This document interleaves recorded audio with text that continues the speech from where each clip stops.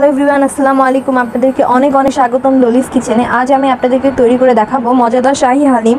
এই হালিমটি তৈরি করা অতি সহজ, আর এটি তো আমাদের সবার প্রিয় খাবার, ছোট বড় সবারই প্রিয় খাবার। এই হালিমটি তৈরি করতে আমি নিয়েছি এখানে গরুর মাংসটি আমি সুন্দর করে কেটে নিয়েছি।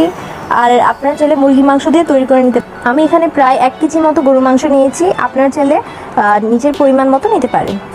আর আপনারা চাইলে মুরগি মাংস তো তৈরি করতেই পারেন। এখানে আমি আরও নিয়েছি 5 রকমের ডাল, মশারি, খেসারি, মাসকালাই, মুগ, ছোলার ডাল। তারপর নিয়েছি একটু মিনিকেট চাল, চিনি গুঁড়া, পোলাও চাল নিয়েছি। এখানে মেজারমেন্ট কাপে 2 কাপ ডাল নিয়েছি আমি এখানে। আপনারা চাইলে আপনাদের পরিমাণ মতো নেবেন, কতটুকু হালিম তৈরি করতে হবে সেই অনুযায়ী আপনারা নেবেন।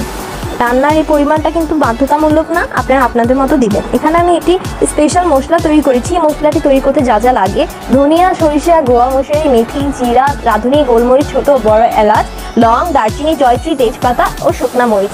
আপনারা চাইলে যে কোনো আপনাদের পছন্দ মতো মশলা দিয়ে আপনারা করতে। আমি এখানে 3 টেবিল চামচ পরিমাণ মশলা নিয়েছি, আপনারা আপনাদের পরিমাণ মতো নিতে পারেন। আমি কিন্তু মশলাগুলো তৈরি করার জন্য আগেই আমি প্যানে কিন্তু মশলাগুলো হালকা করে ভেজে নিয়েছি। মশলার যে উপকরণ, তারপর এগুলো ব্লেন্ড করে নিয়েছি। আমি এখানে নিয়েছি 1 টেবিল চামচ রসুন বাটা আর 1 টেবিল চামচ আদা বাটা। এটা কিন্তু বাধ্যতামূলক, কিন্তু আপনারা যতটুকু হালিম তৈরি করবেন সেই অনুযায়ী আপনারা আদা বাটা আর রসুন বাটাটা নেবেন। আমি এখানে আরও নিয়েছি মরিচ, নিয়েছি আমি কাটা মরিচ। আমি এখানে 5-6টার মতো কাটা মরিচ নিয়েছি। 1 কাপের মতো পেঁয়াজ কুচি, 1 কাপই নিয়েছি পেঁয়াজ কুচি। আপনারা আপনাদের পরিমাণ মতো পেঁয়াজ কুচি নেবেন। এছাড়া নিয়েছি 3-4টা এলাচ, 3টি বড় বড় দারচিনি, মিডিয়াম সাইজের চিনি এলাচ আমি মাংসের সাথে দিব। নিয়েছি আমি এখানে জয়ফল, জয়ত্রী বাটা। আমি একটি বাটিতে যে ডাল রেখেছিলাম এই ডালের সাথে গরম পানি দিয়ে ভালো করে মিক্স করে আধা ঘন্টার মতো ভিজিয়ে রাখবো। এখন আমি একটি হাঁড়িতে সেই গরুর মাংসগুলো ঢেলে নেব। আমার গরুর মাংসটি ঢালা শেষ। এখন এই গরুর মাংসগুলোর মধ্যে আমি 1 কাপ পেঁয়াজ দিব। এখন দিয়ে দিব দারচিনি, এলাচ। এখন দিয়ে দিব আদা বাটা, রসুন বাটা। এখন দিয়ে দিলাম জয়ফল, জয়ত্রী বাটা। এখন আমি দিয়ে দিব স্বাদ মতো লবণ। এখন আমি দিয়ে দিব মেজারমেন্ট কাপের তেল।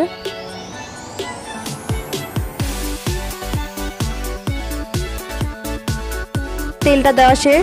আমি দিয়ে দিব 1 চামচ হলুদের গুঁড়া, 2 টেবিল চামচ মরিচের গুঁড়া দিব আমি এখন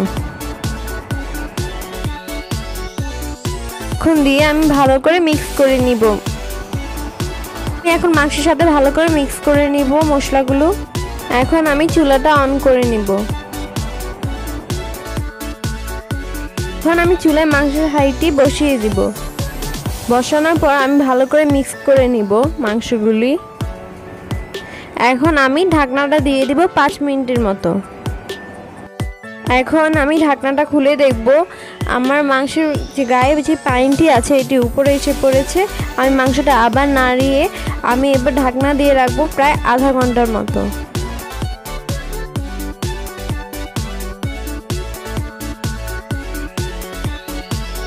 আমি আধা ঘন্টা পর ঢাকনাটা খুলে দিব। আমার মাংসটার পানি একদম শুকিয়ে গিয়েছে। আমি মাংসটাকে আবার একটু নাড়িয়ে নিব।